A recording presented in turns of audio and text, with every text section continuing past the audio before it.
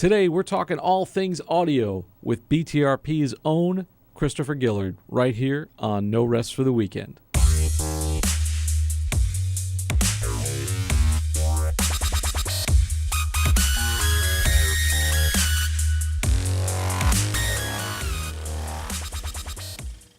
Hello and welcome to No Rest for the Weekend, the show where we go behind the scenes and talk to the creators of independent film and series.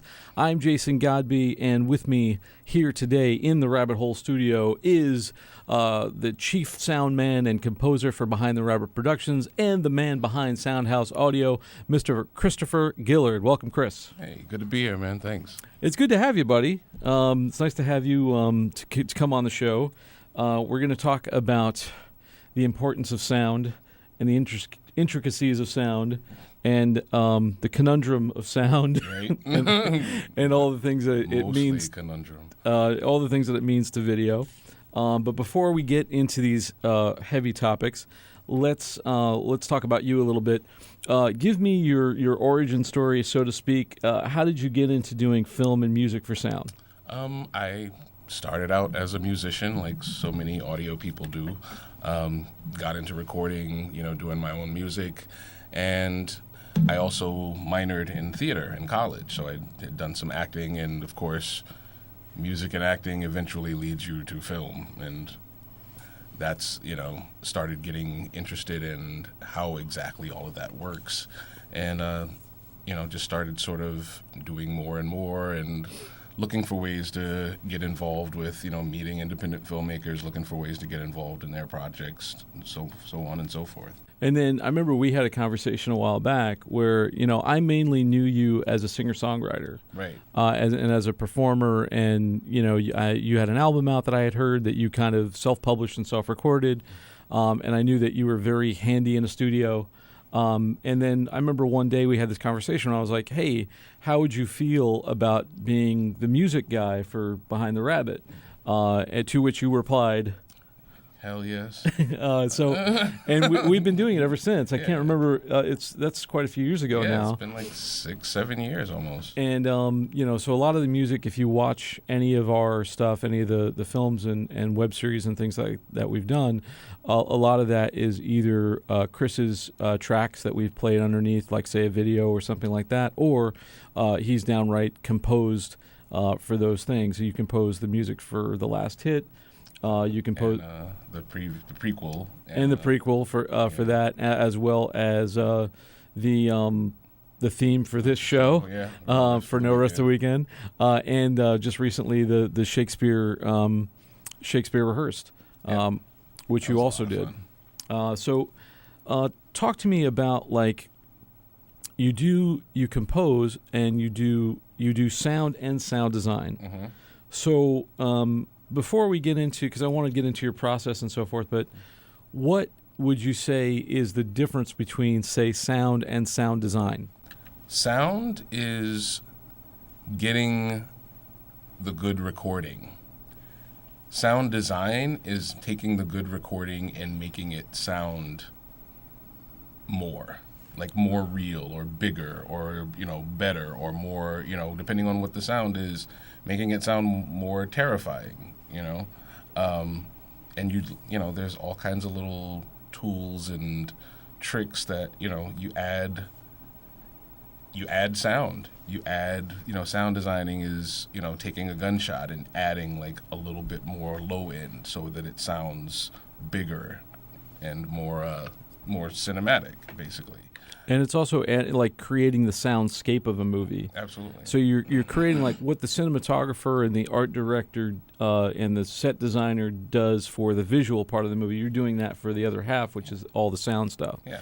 And making it sound much more real. And you can really change a film with sound design as you can with music and all these other elements. Absolutely. Sound is basically, to me, it's more or less just dialogue and capturing anything that happens on the set. Right. Whereas sound design involves like Foley and sound effects. Yeah. I remember seeing something, the guy was talking about the difference between sound effects and sound and Foley. Right. So how would you define those two things? Sound effects are and this is what I was always taught, is basically that sound effects are sounds that an object makes. Foley is sound that a person makes. So like if you have the explanation I heard that I like the best is the car door slamming is effects, but your hand opening the car door, yeah, that's Foley. Yep. And I remember you did quite a bit of that stuff for the last hit, since we didn't have any really a lot of onset sound for it. Yeah. Everything had to be built from scratch sound wise. Like nothing got really kind of not much of anything for free. We did some recording on set, but it was a lot of room tone. We did a little bit of dialogue on set with the phone call, and everything else was done in post. Like absolutely everything.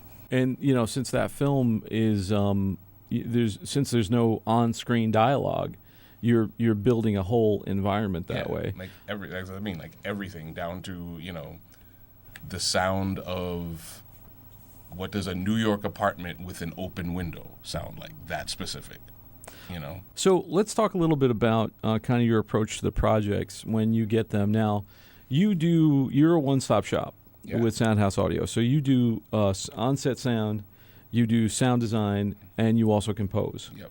Do you get the chance to do all three on a lot of projects? No. Okay. Usually not. I would love to do more of that. And I, anytime somebody hires me for on-set sound, I tell them, hey, if you need post stuff for sound design, I do that too. So I always drop that bug in people's ear. But I understand how a lot of people, that can come off sounding like kind of jack of all trades, master of none kind of situation. So I get that, hey, you want me just for on-set sound, or you want me just for post, or you want me, or in sound design, or you want me just for music. That's fine, but just know that I can do, you could eliminate a lot of middlemen. Right. I was just going to ask you, like, what are the advantages of having you do all that stuff? Does it, because a lot of, like, for me, I'm an editor, and I get paid as an editor and I get paid as a shooter, and depending on the role I get hired for. Right. And then I also do the writer director thing, but a lot of times I'd probably say that most of my work is done as an editor. And I would say that sometimes it's an advantage to not have been there and shot it, because you come at it from a sort of a little bit more perspective. I don't know if it's the same thing with you, or is there an advantage to you actually having been there recording? I mean, I would imagine you'd know what all the problems are. That's exactly what I was going to say. Is you know going in what the problems are, and a lot of a lot of times, I can't really start designing until I can get rid of problems and, mic bumps and stuff like that. And yeah, there's a benefit in not having to deal with someone else's problems. If there's, or at least like knowing you're the person to blame. Well, yeah, exactly. Knowing they're my problems, knowing that I caused them, knowing that they're there, knowing what I'm getting into. And there are always problems for those of you watching and listening to this. There are always problems with sound. There are always there's always problems with everything that you have to fix in post. But I think sound is one of those things that you just kind of expect to fix. And you should expect to fix. Some people try to neglect it, but that's a whole other conversation. Does being in the environment and actually shooting, or being there during the shoot, does that inform the way you would do the sound design or the music, having been in the actual environment? Absolutely, because I'm if I'm doing sound design for something that I've done on-set sound for, I know all the stuff that I want, I know that I'm not going to forget to get some good room tone. I know that, I'm going to pay attention to little things in the environment, like I'll get a copy of, a recording of doors closing just on their own without, so I can have the actual stuff from the actual location. And if it's real sound, therefore it sounds authentic in the movie. Right. Right. Yeah, I feel like a lot of people, it's like as an editor, sometimes I was like, oh man, I wish I was there so I could just tell them to get that shot. Like, no, you really needed a 2-shot there. Mm-hmm. Can we go back in time? Right. But you can bring everybody back. And you can also probably solve a lot of problems before they happen. Exactly. And then as a composer, because that's another element, and is that also informed by being there and capturing dialogue, or is it easier if you come in with total perspective and you just see what they give you? To me, that's, I see I guess for composing, for me, honestly, when I'm sitting, if I've done on-set recording and sound design and I'm composing all the same project, for me, the composing part it's kind of separate. Like, it's a whole separate part of the process. I don't even start thinking about music until all the sound design is done. Because, and I don't know if it's, a common thing, but at least for me, if I try to write and compose a score before the sound design is done, all the missing stuff distracts me. All the missing stuff in the audio. Yeah. Well, I would also say too that the music is part of the soundscape as well. Right. So you're really like the sound design. I mean, it's done separately most of the time from music. Right. But it's part of the whole thing. Right. Yeah. And there are times where when I'm doing the sound design, there are times when I think this particular sound, I could pitch it to what I think what key the piece of underscore might be in, so that it's so that it's literally in harmony with the music that will be put there. But you really can't do anything with yours as far as the sound design and the composition until after the film is picture's basically locked. Right. I mean, that's generally definitely for, obviously sound design. And I've had people approach me about, writing score music for something they haven't shot yet. And I'm always really hesitant to do that. Because I'm very, in terms of composing, I'm very much informed by what's happening on the screen. And I don't know, for me, it's not the same experience, and I don't feel the same connection to the moment or the material just by reading the script. I was telling somebody the other day, like trying to score a movie that hasn't been filmed yet is like trying to write a book report for a book that hasn't been written yet.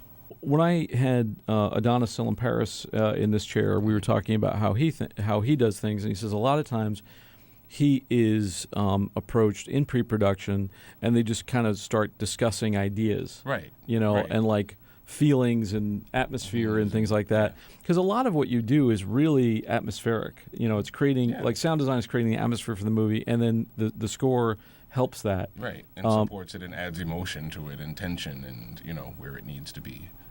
Now, let me ask you, because we've worked together, and I don't know if our relationship is different from other director relationships. Not that I'm accusing you of cheating on me in any way or form, but but it's like, so when we work together, it's kind of like, hey, Chris, I want you to do the sound for this, but start thinking about music. Right. Like think about, what you think it should sound like, what you think it should feel like. And then sometimes I remember when we were talking about doing the original incarnation of No Rest for the Weekend, when we did the behind the scenes of The Last Hit. Right. And we were kind of like, well, it's either got to sound like really sort of old timey or like super modern, right? And very sort of mechanical sound. We decided to go with the super modern, which is the music that you hear on the intro of this show.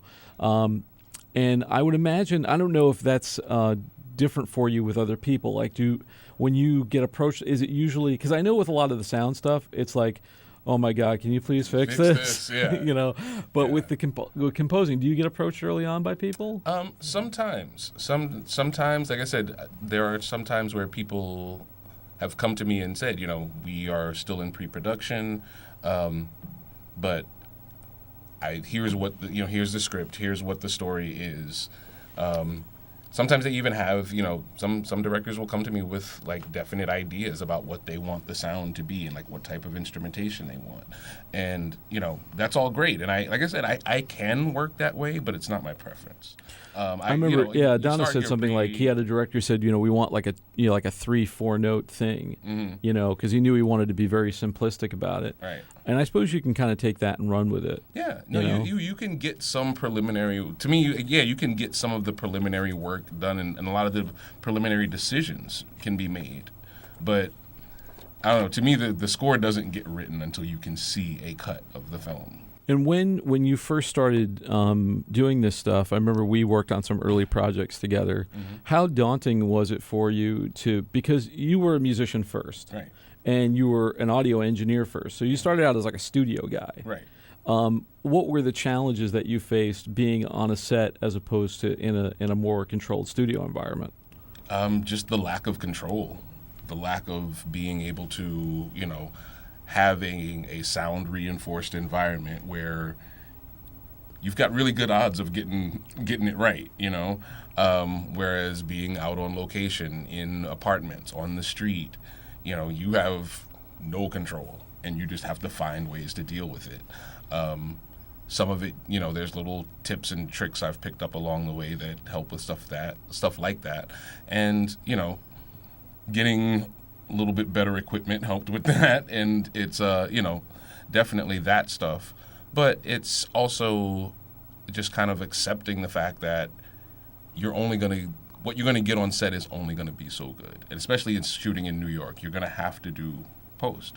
Like, it's kind of not optional. So if you were to go back, like, in time and, like, Chris now could give Chris then advice, what would you say to yourself in approaching the whole, working as either as a composer, as a sound designer, as a sound man?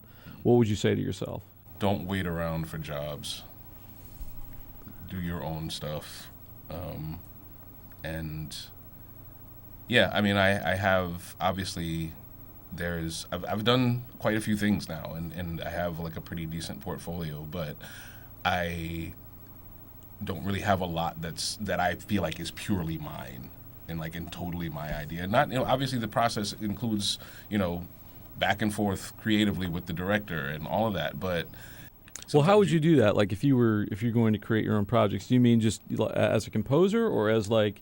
As a composer, yeah. Like, there's, I taught post-production audio at the Institute for Audio Research up until recently, and one of the things I would have my students do in that class is, for their final project, they would just grab a piece of video from somewhere. It could be not a music video, but like a movie trailer or a scene from a movie, and they would do like a full audio remove and replace. They would strip out all of the audio and replace everything. So Foley, sound effects, sound design, scoring, ADR, voiceovers, everything. And they take all the sound out and put all of it back in.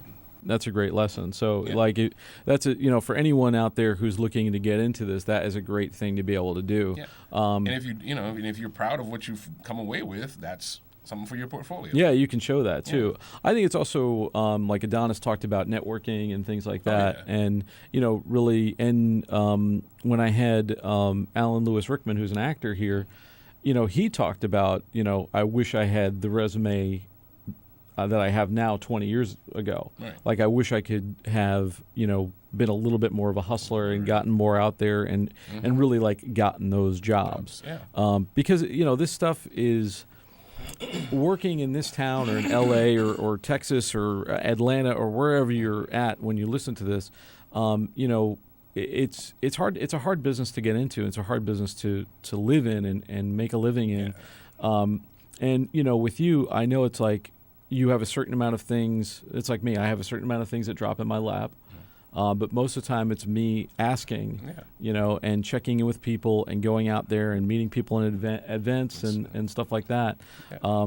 You have to network because, these are not, like you said, these are not the kind of, you're not going to find these jobs listed on monster.com. You're not going to find these, on, not even necessarily on LinkedIn all the time.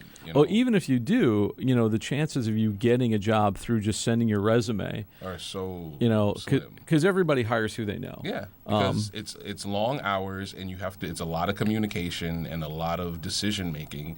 And in a situation like that, you want to work with people you like. Yeah, and I've done the same thing. I mean, I've almost done it to a certain extent where, like you I've known for a bunch of years, and like Patrick Reese, who works with me, I've known him for a bunch of years. I'm almost like, it's like I very rarely leave the family Right. kind of thing. And I get it because, and if you're doing a passion project, chances are you don't have a ton of dough to pay people, and you want the people who will work for you and put in the extra hours. Right.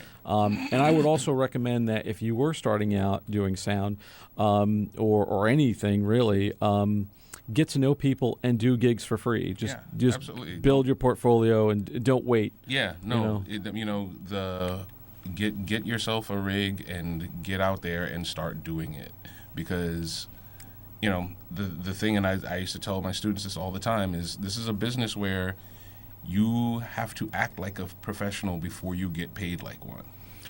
That's beautiful. I'm going to embroider that on a pillow, and or send it to people with Christmas cards every year. It's so true.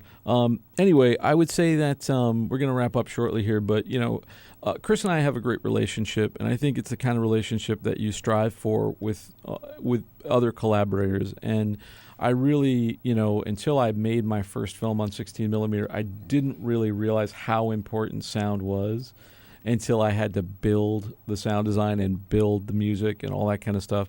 And I did a lot of this stuff on my own, and I don't recommend doing that. Hire Chris to do it. Yeah. But like everyone hire Chris. So like for you, I mean, it is. I think it's questionable as if it's 50-50 or even 60-40, how important the sound is to a film. I feel like the best examples of the film medium make you forget that there is a distinction between the two. And that's, again, bad sound can ruin a beautiful film. Bad images are not going to help, good music. So.